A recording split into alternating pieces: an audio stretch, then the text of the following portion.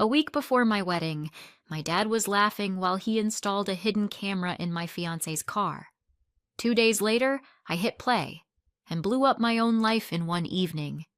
Sometimes I think it wasn't me who canceled that wedding. It was a little black box under the dashboard. My name is Natalie. I'm 31.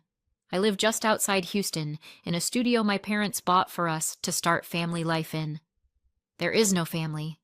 The studio went to me and my anxiety. My parents are Elaine and Michael Harrington. My dad is that guy who started with a used pickup and a couple of warehouse contacts and now owns a logistics company, trucks, containers, rail shipments. My mom is a retired one-woman band who now boils strawberry jam in the backyard while running the company's marketing on her laptop. We also have a St. Bernard named Duke who is genuinely convinced he's their third child and that the deed to the house is in his name. I was raised on the classic American dream template. Good school, decent college, no early pregnancy, no criminal record, please and thank you. My mom used to say, "You can do whatever you want, with a degree, a ring, and health insurance." My dad would add, "And a prenup," and laugh. Only I knew he was about half kidding. Before Brandon, I had 3 almost serious relationships that could be turned into a handbook called How Not To. Guy number 1 was a creative soul who loved my kindness and my credit card equally. Guy number 2 was a shiny lawyer who once said, "We'll keep our finances separate. Your parents are rich. I've still got a mortgage." Guy number 3 occasionally showed up with tiny kids' shoes in his trunk and insisted, "Oh, that's just my nephew sometimes." After guy number 3, my mom sat across from me, put down 2 bowls of ice cream and said, "Let's be honest. You have terrible taste in men. We'll pretend we understand. You'll pretend you're going to ask our opinion." I promised that next time I'd bring home someone normal. Enter Brandon. Brandon literally drove into my life, at a gas station. I was standing by the pump, arguing with the payment app, looking like a boiled shrimp, red, sticky, and pissed off. My phone was flashing yet another text. "Sorry, can't make it tonight. Something urgent came up." Another Prince. "Need a hand?" I heard behind me. I turned. Tall guy, tank top, gym shorts, tan skin. That calm kind of smile you only get when your most urgent business in life is topping off your tire pressure. "Only if you're a therapist," I said, "and you can rewrite my entire life." "Therapy's not really my field," he smirked, "but I can fill your tank." 10 minutes later, my car had gas, the app was defeated, and I already knew his name was Brandon, that he was a trainer at a regular gym not far from my office, and that he didn't have any urgent plans right then. A month later, we were texting every day. I found out he grew up in a rougher neighborhood with parents who were more committed to alcohol than to each other, that he joined the army because I had to get out of there somehow, and after his service, he went back to school, got certified, and got a job as a trainer. He wasn't a millionaire, a genius, or a rock star. He was just normal. A grown man who woke up in the morning, went to work, and didn't whine about it. That's what got me. Our first dinner at my parents' house looked like they were rehearsing for a senator's visit. Mom pulled out the good china, Dad sat at the head of the table like the CEO of his own life, and Duke sniffed Brandon like he was deliberating his verdict. "So, you're a trainer," Dad said. "Yes, sir," Brandon answered calmly. "And your plans?" "Work, grow, save up for a down payment on a house. Maybe open my own gym one day." Dad nodded like he had 3 spreadsheets open in his head. Then came the big question. "Do you have debt?" Brandon was honest. Small student loan, car payment. After dinner, Mom told me, "He's good. Really good. But it's not going to be easy for you too." Dad added, "If he loves you, let him show he can take responsibility." A year later, Brandon proposed, with candles, a dinner, and my ugly, happy crying. Dad shook his hand. "Welcome to the family, son." My parents bought us a small studio closer to downtown, a nearly new car in my name, and covered a big chunk of the wedding budget. Brandon was tortured by this. "I don't want to live off your parents," he kept saying. "I don't want it to feel like I'm getting everything handed to me." Dad said, "We're going to spend this money anyway. Better on you two than on Duke. He already thinks he owns the place." Mom just kept repeating, "The only thing that matters is honesty and loyalty. The rest we can figure out." I listened and nodded because I truly believed I'd found a man who was all of that. Or so I thought. A week before the wedding, we went up to my parents' place for a barbecue. Final details, mood boards, playlists, the whole circus. Mom was making a salad and yelling at me for being too nervous. Duke was chasing a green ball like national security depended on it. "Natalie, go see where your father disappeared to," Mom said. "He vanished again like our property tax bill." I went looking. Office, empty. Wine cellar, empty. Garage, light on. I peeked in and found my dad on his knees by the front bumper of Brandon's car. In his hands, a little black box, a laptop, a mess of cables. "What are you doing?" I asked. "Planting explosives in the wedding gift?" "Relax," Dad grunted without looking up. "It's just a camera, same ones we put on all our trucks." "You're installing a hidden camera in my fiancé's car," I said slowly. "You do hear yourself, right?" He straightened up and sighed. "Natalie, I have lived way too many years in a world where people smile at you and then throw you under the bus," he said. "I'm used to checking, not trusting." "Then just talk to him," I said. "Ask him straight." "And say what? Hey there, son, you're definitely not cheating on my daughter, right?" Dad snorted. "Do you know what every man will answer? No. Even if he's on his way to see someone else." Everything in me bristled. "This is an invasion," I said. "This is protection," he shot back. "If I'm wrong, I'll buy him an expensive bottle and apologize. If I'm right, you won't be left with a baby and a mortgage and a guy who lied the whole time." He snapped the panel back into place, hid the camera, tested the remote connection.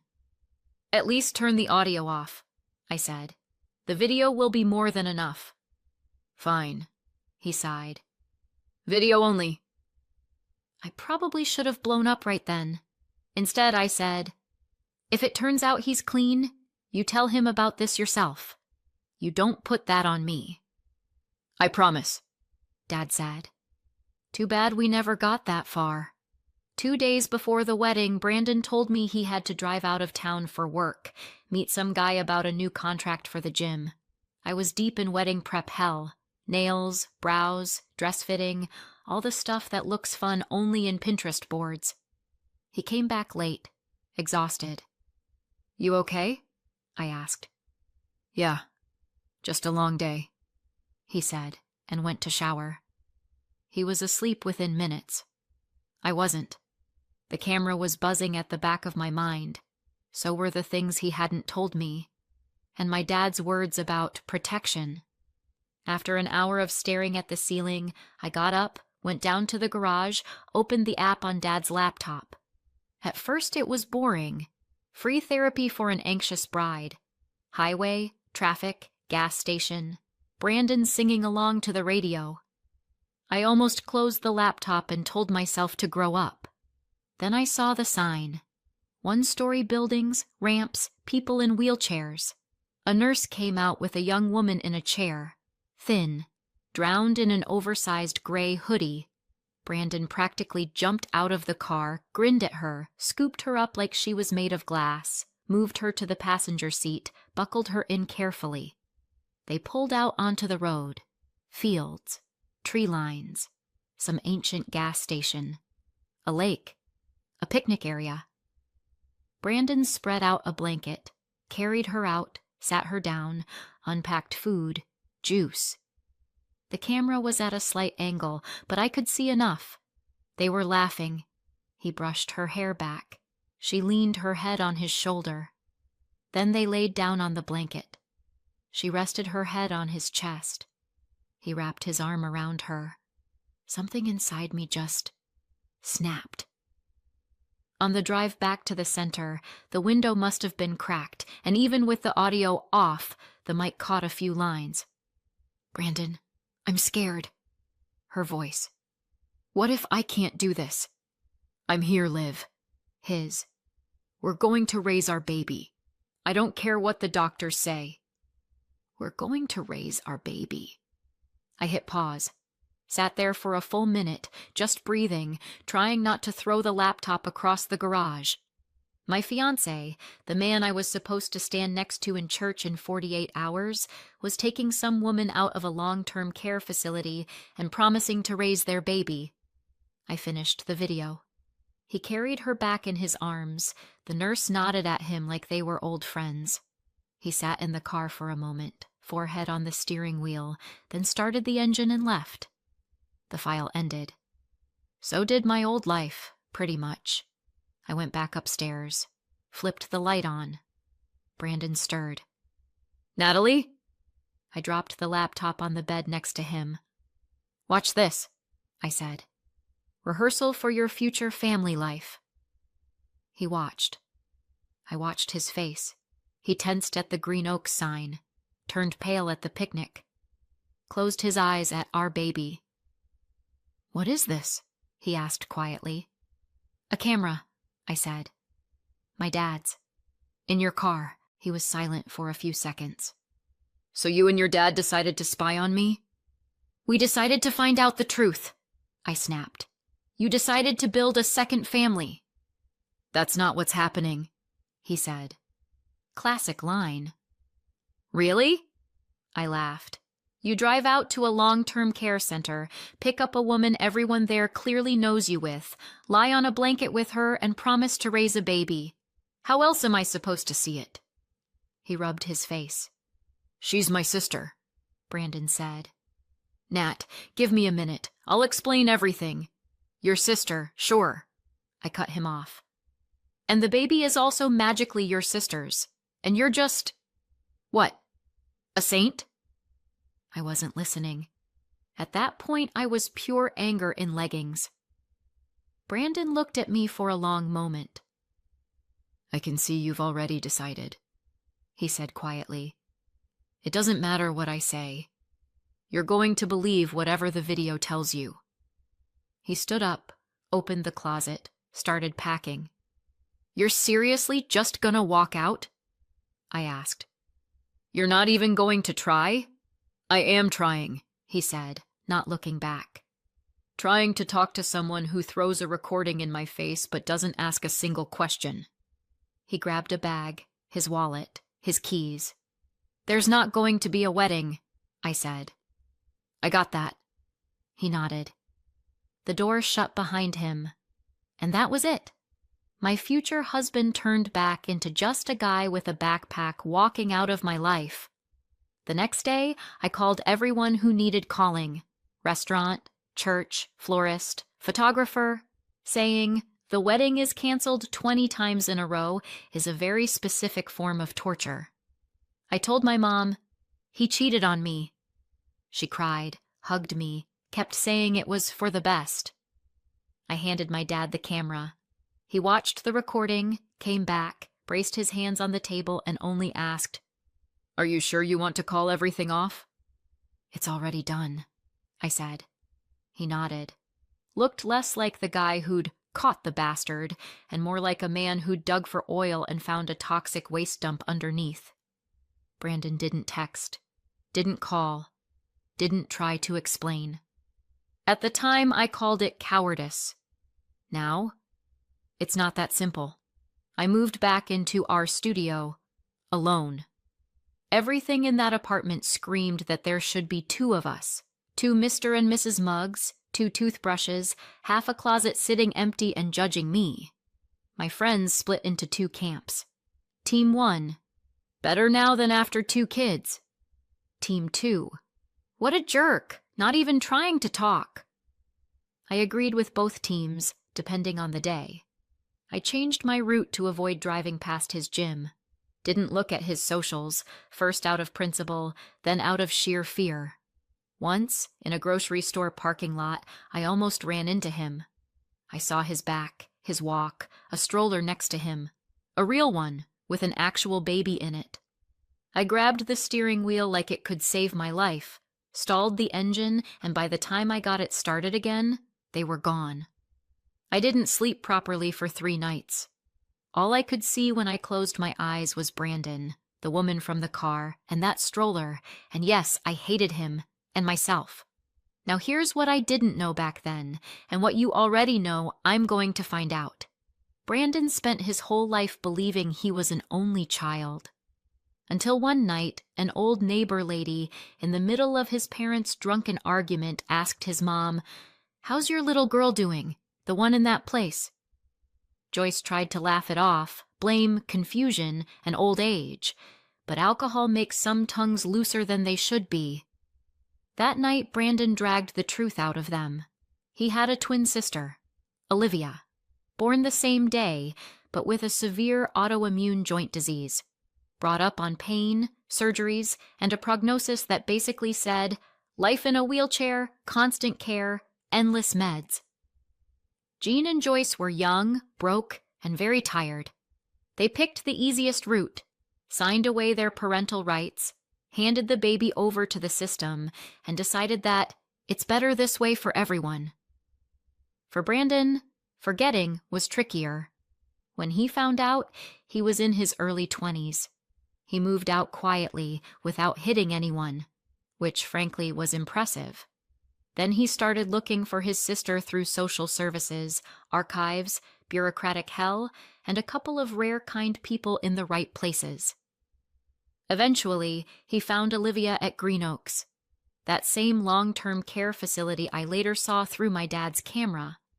She was sitting by the window with a book in her hands. He walked in and said, "Hey, I'm Brandon. We were born on the same day." She glanced at him, smirked. "Is this a new therapy? Entertain patients with fairy tales?"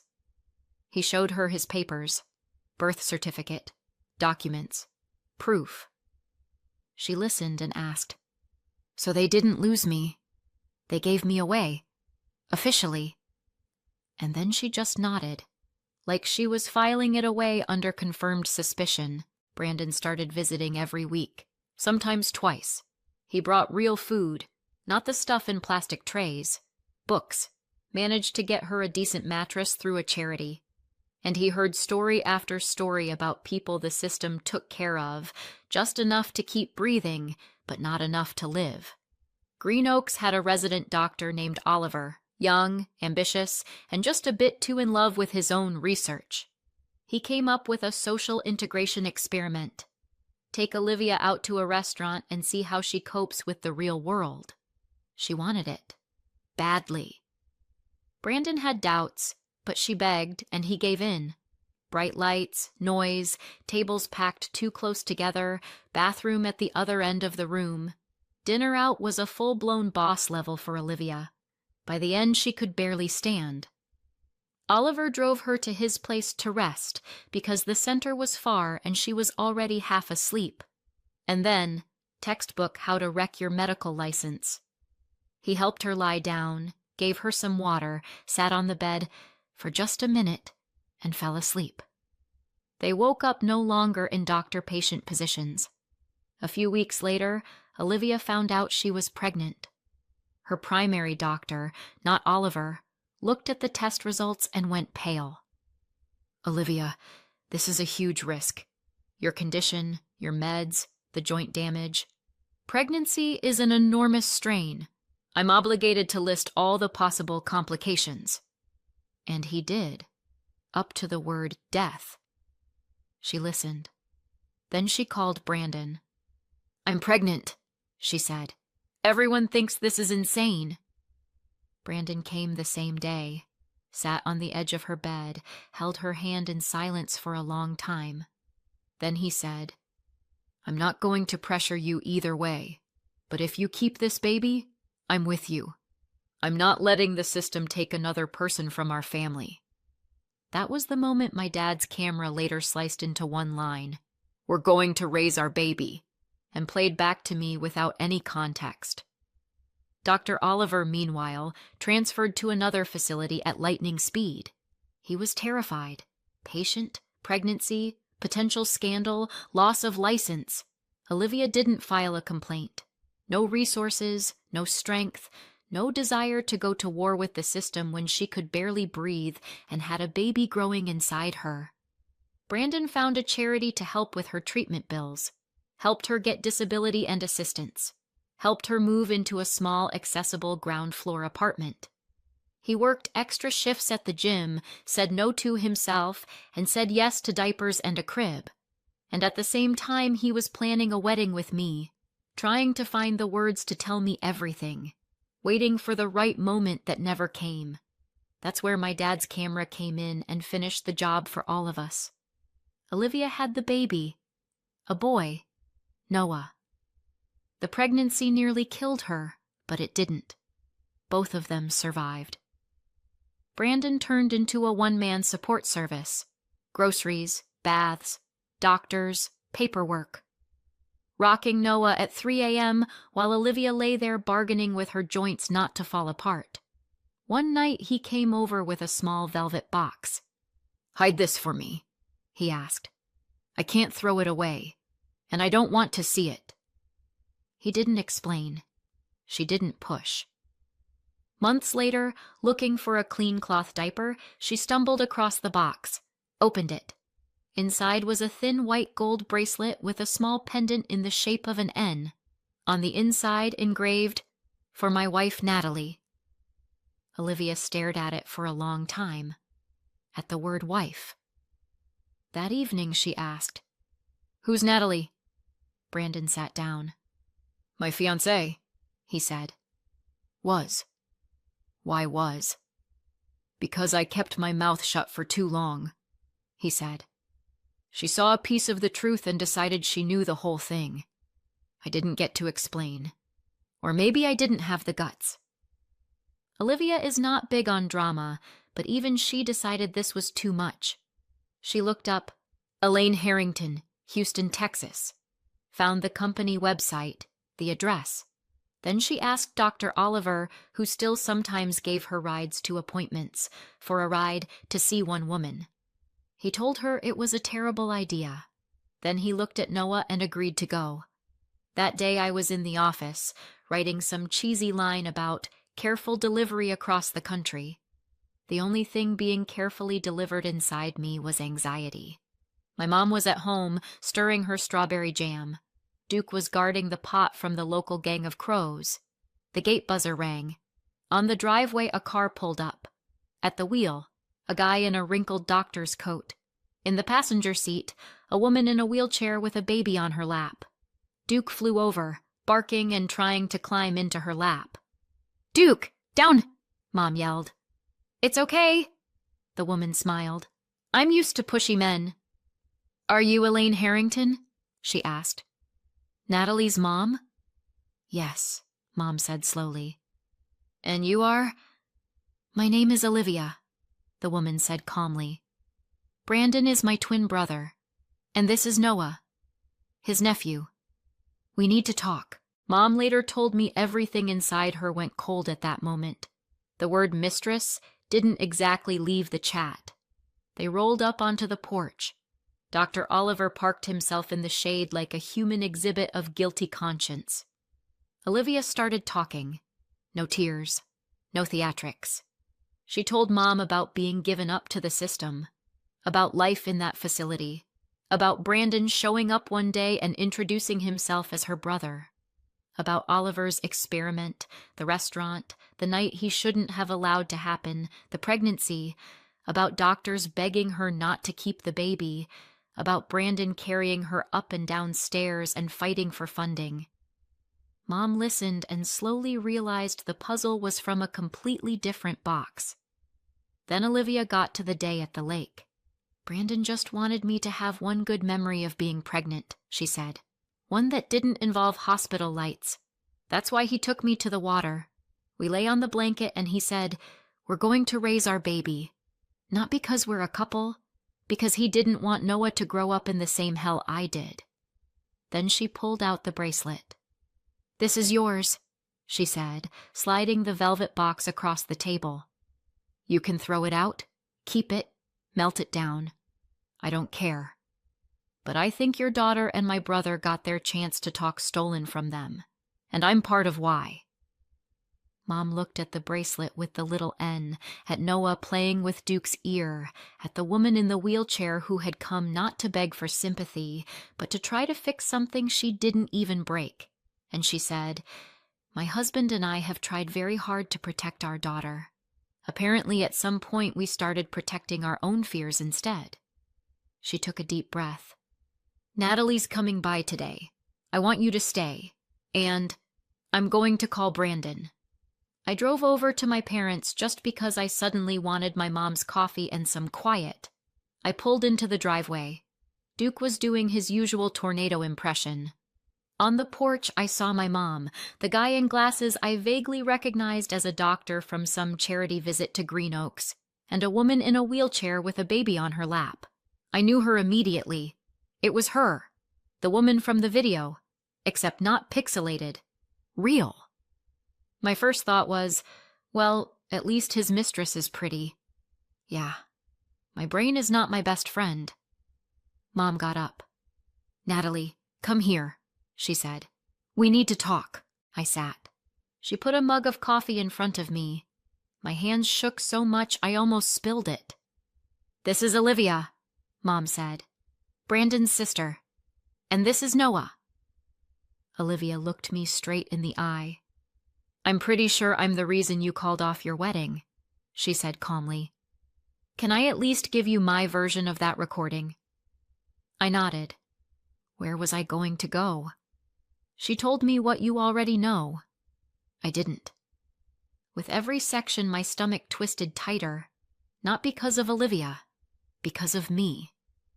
At some point, Noah reached for me. I automatically took him. He was heavy, warm, smelled like milk and baby shampoo. A whole little person who existed because one man once refused to repeat his parents' cowardice. "Brandon should have told you sooner," Olivia said honestly. "He's an idiot. I'm not excusing his silence. And your dad shouldn't have planted that camera. And you shouldn't have made up your mind off a single video. But we all did what we did.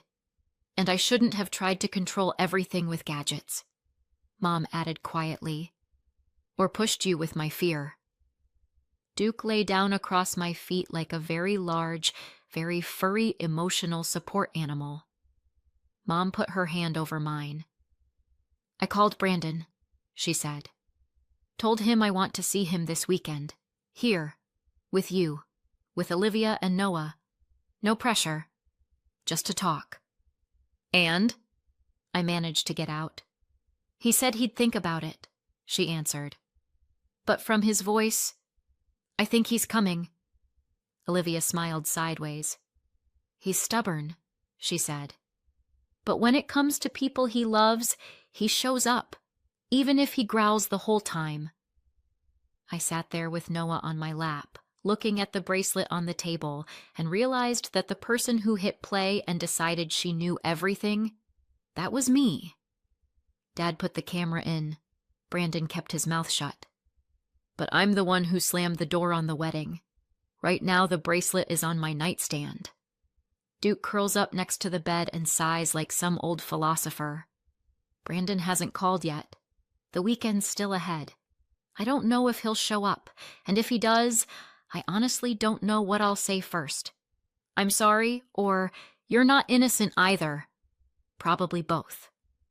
So here's my question to you, since you've listened this far. If a man stays silent about the ugliest, most painful part of his life because he's terrified of losing you, but at the same time he's carrying someone else's fate on his shoulders and he's not actually lying to your face, is he a jerk? Or just a broken person who doesn't know how to do better yet? And me, the woman who watched one video, asked 0 questions, and canceled her wedding 48 hours before the altar. Did I destroy everything beyond repair? Or is there still something here that can be put back together? What would you do in my place?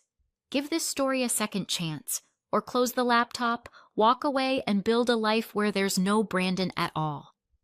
Let me know in the comments and subscribe for more.